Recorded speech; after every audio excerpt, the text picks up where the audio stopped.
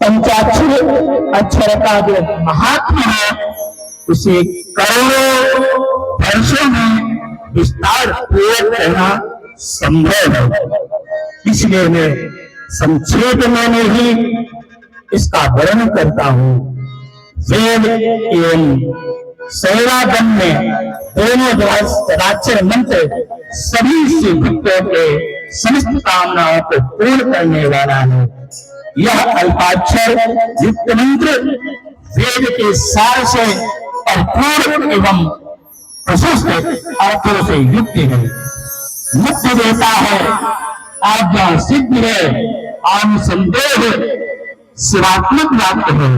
इससे अनेक प्रकार की दिव्य सिद्धियां भरी पड़ी है।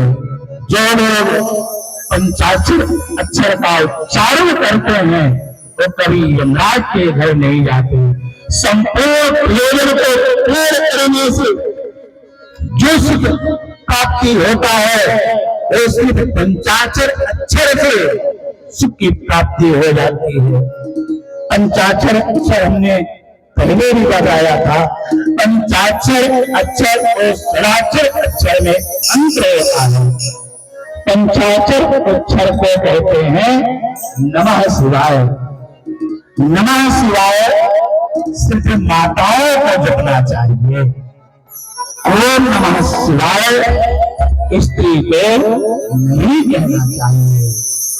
तो कहते हैं कि अगर ओम नहीं करेंगे तो फिर कम हो जाएगा। ऋषियों ने कहा नहीं, कदापि कम नहीं होगा, बराबर ही मिलेगा। इसलिए जो स्त्री समुदाय है उसको ओम नमः शिवाय ना कह करके नमः शिवाय नमः शिवाय नमः शिवाय इसका उच्चारण करना चाहिए। और जो पुरुष है, पुरुष में ब्राह्मण जिनका जनेऊ हो गया और जिन्होंने दीक्षा ली है वही ओम नमः शिवाय जप सकते हैं। अगर ब्राह्मण घर में जन्म लिया है और उसका ये कभी जनेऊ संस्कार नहीं हुआ है, ना उसको ओम नमः शिवाय कहना चाहिए और ना नमः शिवाय जपना चाहिए। उसको तो राम राम सीताराम कहना चाहिए। ये पंचाक्षर और षडाक्षर मंत्र बिना गुरु मंत्र लिए नहीं जपा जाता। अगर आजकल एक प्रदीप मिश्रा का चलने लगा है, क्या नाम है उस मंत्र का? श्री शिवाय नमः तुभ्यम। ये मंत्र शिव महापुराण में है। किंतु ये मंत्र को किस ऋषि ने कहा, अब किसको दिया है? प्रदीप मिश्रा से पूछो या आप कहो किस मंत्र को विषय को तो दिया है। ये लिखा है कि जो इस मंत्र को जपता है वह तीर्थ स्वरूप है। ये तो उसका फल दिया है, पर वह मंत्र दिया किसको गया है, उसको जपा किसने, किस ऋषि किस मुनि ने उसको अनुष्ठान किया है? कभी आपने सुना है? इतने बड़ी उम्र हो गई प्रदीप मिश्रा चढ़ावा और आपने इस मंत्र को कभी नहीं सुना होगा। क्यों? कि लिखा तो है किंतु समाज में उसको ऋषियों ने नहीं लाया। और उन पंचाक्षर अक्षर को तो आपने कितनी महिमा सुने, कितने ऋषियों ने सुना, कितने ऋषियों ने गाया। स्वयं भगवती पार्वती नारद जी ने यही उनको पंचाक्षर अक्षर नमः शिवाय का दे दिया और नमः शिवाय का तप करके और शिव को प्राप्त कर लिया। लेकिन कलयुग है, किसी ने कह दिया सो हम उसी पर चलने लगे। हमारा तो उससे कोई किसी का मत किसी का विरोध नहीं है कि भाई मत करो, किंतु हम तो इतना जानते हैं कि क्या उस मंत्र को किसी ऋषि के द्वारा जपित है, क्या किसी ऋषि ने उसका किसी को उपदेश किया है? नहीं किया है, नहीं किया है, इसीलिए वो समाज में फलदायी नहीं है। और जो ओम नमः शिवाय है इसके तो अनादि हमारे ऋषियों ने अनुष्ठान किया है, शोधन किया है। मंत्र ऐसे नहीं बन जाते, हमारे कहने से और आपके कहने से मंत्र नहीं बन जाएंगे। अनाद ऋषि वो ऋषि जो स्वयं ब्रह्म स्वरूप है, उन्होंने मंत्रों को शोधन किया है कि किस मंत्र में क्या भक्ति लगती है, क्या विभक्ति होती है, तो समाज में वह मंत्र उच्चारण करने के योग्य होता है। इसलिए आप लोग आसन ग्रहण कीजिए, आप लोग आसन ग्रहण कीजिए। आप लोग अपने अनुसार जिसको जैसा मन में भाए वही मंत्र का जाप करो।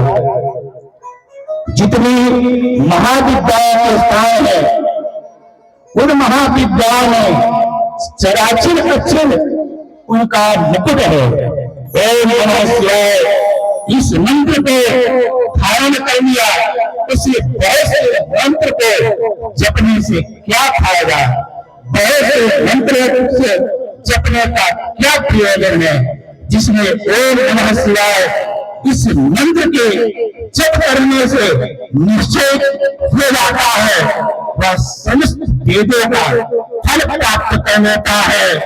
ओम नमः शिवाय यह मंत्र जिसके जिह्वा पर स्थित होता है, उसी का जीना सफल हो जाता है।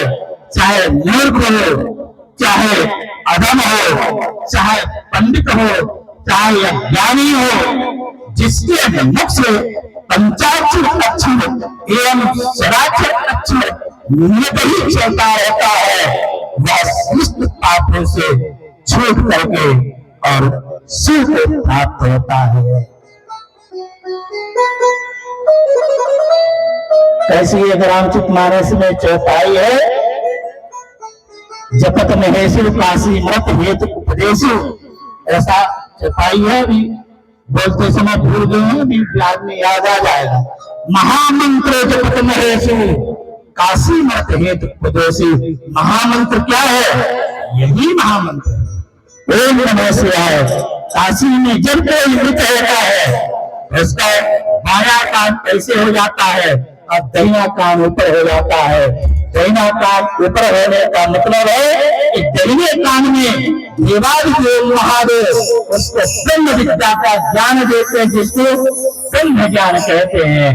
ब्रह्म ज्ञान बिना मुक्ति नहीं होती है, ऐसा शास्त्र कहते हैं। तो इसीलिए काशी मरने की मुक्ति का स्थान कहा गया है कि देवादिदेव महादेव वहां पर ज्ञान दे देते हैं। ज्ञान क्या है? यही स्वराक्षर मंत्र देवादिदेव महादेव उसके कान में दे देते हैं, जिससे कुछ ज्ञान हो जाता है और मुक्त हो जाता है। इस शुद्ध पंचाक्षर महात्म के विषय में इतना ही उपदेश दिया था। उसी समय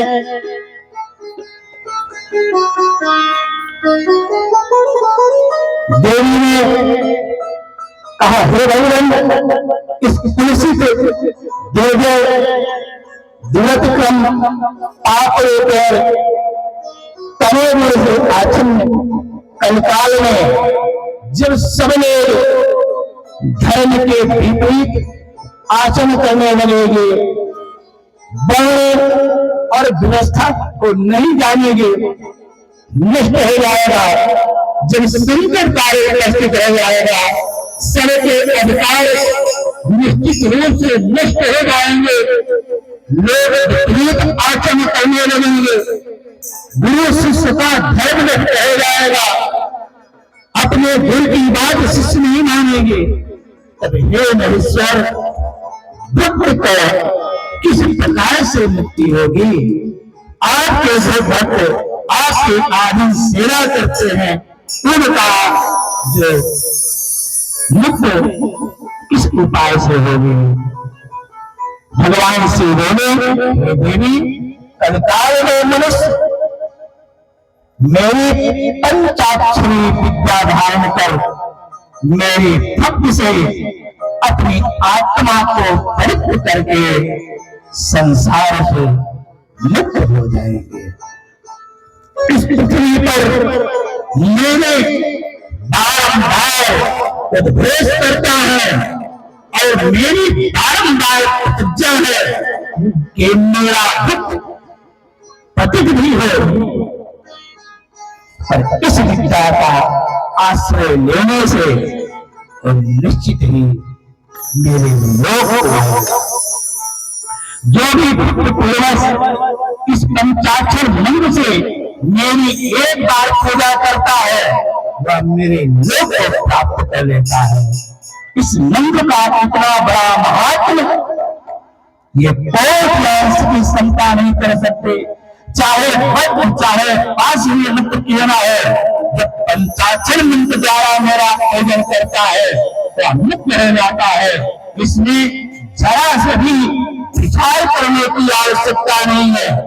रोग में भक्त न रखने वाला अथवा रोग भक्त पतित अथवा मेरे को एक बार ही मेरा ये पंचाक्षर अक्षर नमः शिवाय का जाप कर लेता है वह पाप से मुक्त हो जाता है।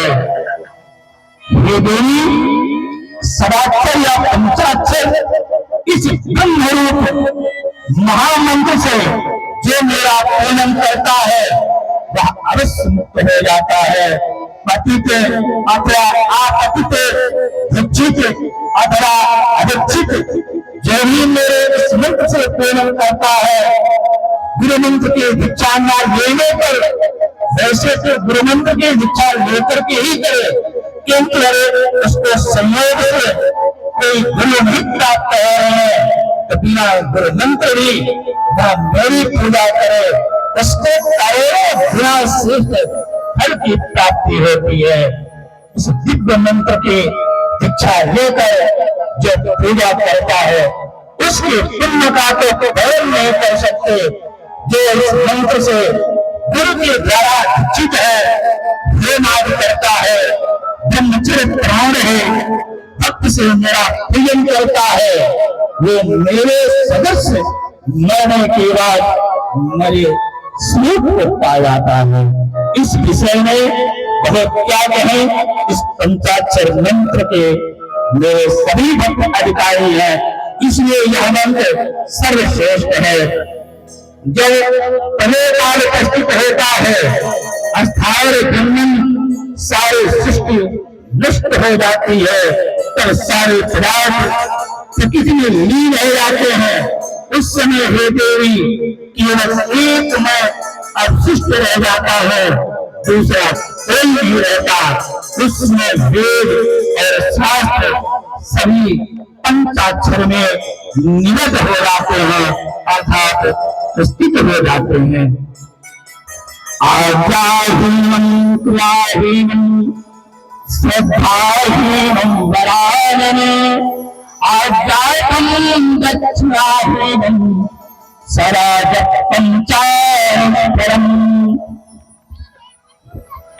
देवादिदेव महादेव है, हे देवी आज्ञाहीन श्रद्धाहीन क्रियाहीन अब मंत्र ग्रहण काल में दक्षिणाहीन का मंत्र का जाप निष्फल हो जाता है। कहने का मतलब है कि जिसकी शास्त्र में और मंत्र में श्रद्धा नहीं है और जिसकी क्रियाहीन हो गई है, क्रिया का मतलब जो विधि है, अगर आप पूजा करा रहे हो और पूजा की विधि आपकी ठीक नहीं है और अगर जो मंत्र है वो मंत्र में अगर उसका मंगला उच्चारण सही नहीं है ये सारे कार्य निष्फल हो जाते हैं। आज्ञा उपदेश लेकर के क्रिया पूर्वक श्रद्धा पूर्वक और दक्षा पूर्वक मेरे मंत्र का जाप महान फलदायक रहता है। साधक मेरे मंत्र का जप करने वाले तत्वेदी ब्राह्मण आचार्य गुरु के पास जावे और जो प्रधान ध्यान परायण है, जो साधना में रहते हैं, ब्रह्मचर्य जीवन व्यतीत करते हैं, जिनका जीवन का कथा मात्रिक जीवन है, जिनके जीवन में उनको कथा ही श्रेष्ठ है और पुराण ही श्रेष्ठ है, ऐसे पुरुषों के पास जाकर के विपुल धन द्रव्य दे करके और उनसे यह शिक्षा ग्रहण करनी चाहिए। ये जो भी नए सराक्षर से पंचाक्षर अक्षर से पूजा करता है और उसके साथ में गुरु की पूजा करता है और समस्त लोगों को खेल कर अंत में मेरे पास आ जाता है। इसमें संदेह करने की कोई जरूरत नहीं है।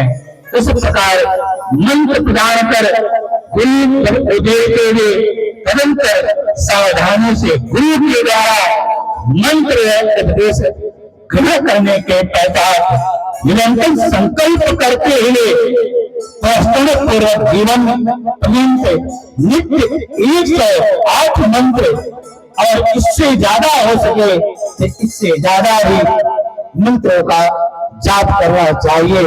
यह शिव पंचाक्षरी शिव षडाक्षरी जो मंत्र है यह समस्त वेदों का सार है। इसमें किसी प्रकार की चिंता और संशय नहीं करना चाहिए। माला में 108 दाने की माला होनी चाहिए और माला जपते समय इन अंगुलियों का सहारा लेकर के ऐसे माला का ईंट उंगली को छोड़ दे ऐसे जाप होता है ये और इसका निषेध करना चाहिए।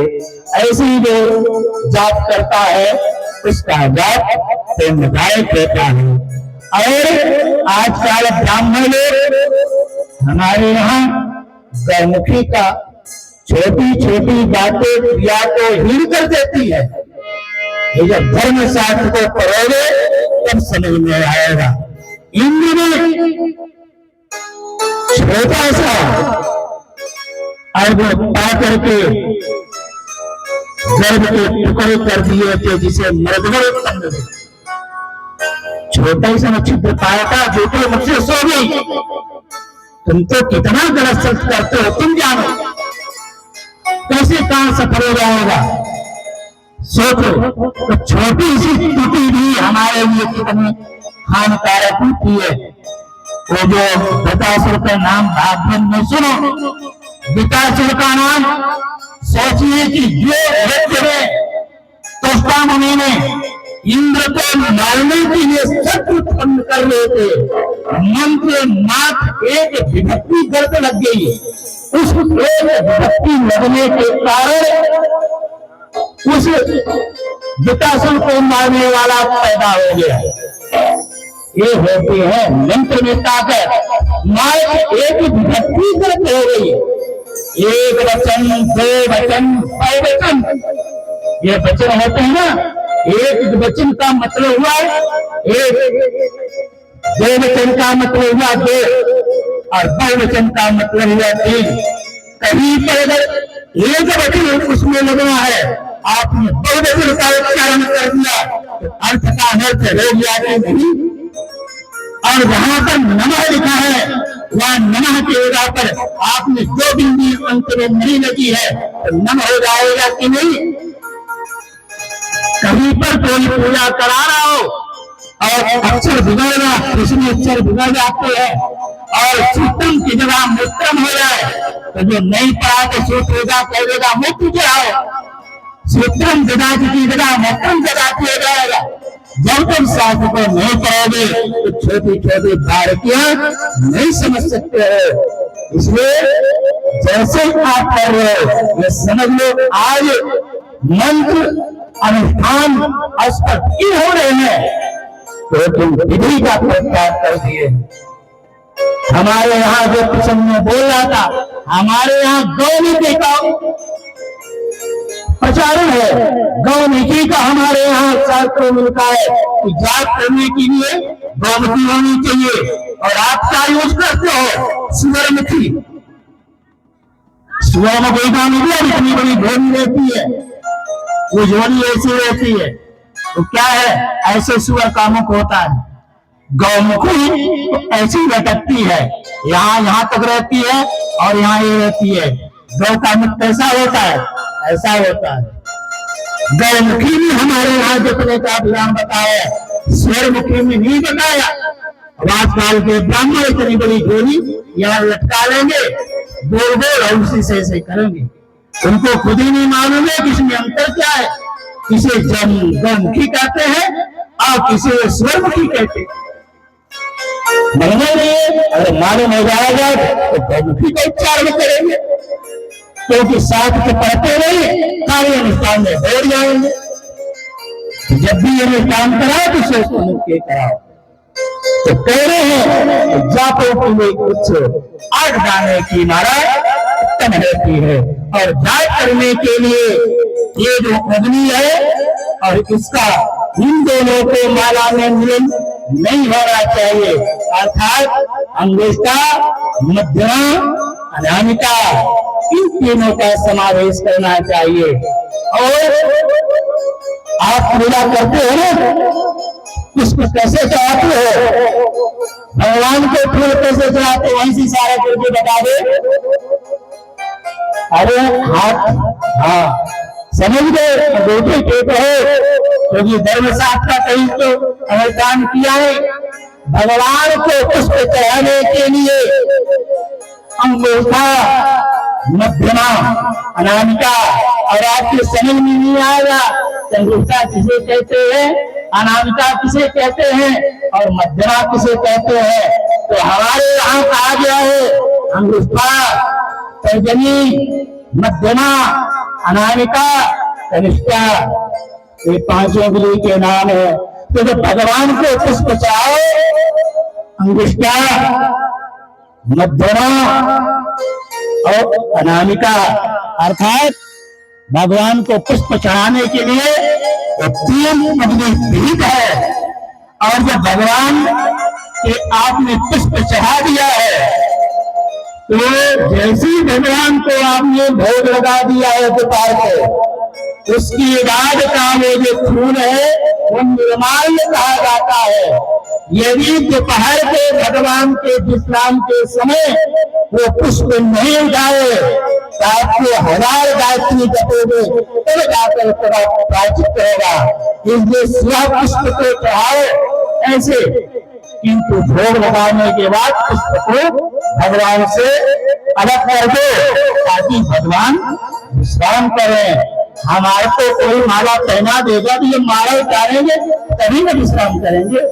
तो फिर भगवान के चरणों का पुष्प आपको किससे उठाना है?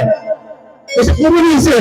तो हमारे शास्त्रों में लिखा है अंगुष्ठा, तर्जनी और मध्यमा, मतलब भगवान को पुष्प चढ़ाने के लिए इन 3 उंगलियों का प्रयोग करना चाहिए, और पुष्प उठाने के लिए 2 उंगली और अंगूठा, ऐसे इन 3 उंगली से भगवान का पुष्प उठाना चाहिए। आप लोग ऐसे दे उठा दिए 5 उंगली से, क्योंकि ज्ञान नहीं है। ऐसे अगर हम छोटी छोटी बात बताने लगेंगे तो रात हो जाएगी। पंडित जी यहाँ कुछ ज्यादा व्यवस्था भोजन की नहीं की है, खाली 2-4 ब्राह्मणों को की है। ऐसे ही आज चतुर्थी का शिवरात्रि हो जाएगी, और आज कथा का 9वां दिवस भी है। तो हरि अनंत हरि कथा अनंता, समयानुसार जैसे हमको समय मिला है वैसे हमने अपने जो भी हमारे बाबा विश्वनाथ और हमारे गुरु की कृपा से मुझे कुछ प्राप्त हुआ है, हमने पूरी ताकत लगा करके और आप लोगों को अपनी कथा में अवगाहन। बेटा में रख दो, यही रख दो, यही रखे रहने दो, रखे रहने दो। आज कथा का समापन है, 10-20 मिनट बाद ही जाइएगा। इसलिए हमने आप लोगों को बहुत संक्षिप्त में सारी बात बताई है। देवालयों में जो भगवान का नाम का जाप करता है उसे करोड़ों गुना प्राप्त होता है। इसलिए समस्त लोगों को जहाँ शिव मंदिर हो वहां पर शिव का जाप करना चाहिए। और चाहे स्त्री हो, चाहे पुरुष हो, चाहे कन्या हो, सबको शिव धर्म से शिक्षित होकर के सभी को शिव का आश्रय लेकर के और शिव का जाप करना चाहिए, क्योंकि कलयुग केवल नाम धारा सुमिर सुमिर न उतर ही पाया और सारे पास हो चुके हैं।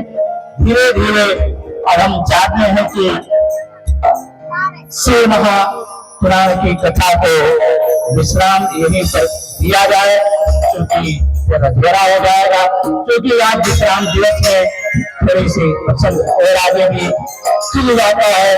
आज शांति पूर्वक और भय पूर्वक बैठे रहिए। इसी बाणी के साथ हम शिव महापुराण की कथा को विश्राम देते हैं। बाबा विश्वनाथ से यही प्रार्थना करते हैं कि हमारे मठ के दायरे के द्वारा आप लोगों को आत्मज्ञान हो और आप लोग अपने अपने घर पर स्थित होकर के पंचाक्षर और स्वराक्षर मंत्र का जाप करते हुए अपने जीवन को धन्य बनाएं।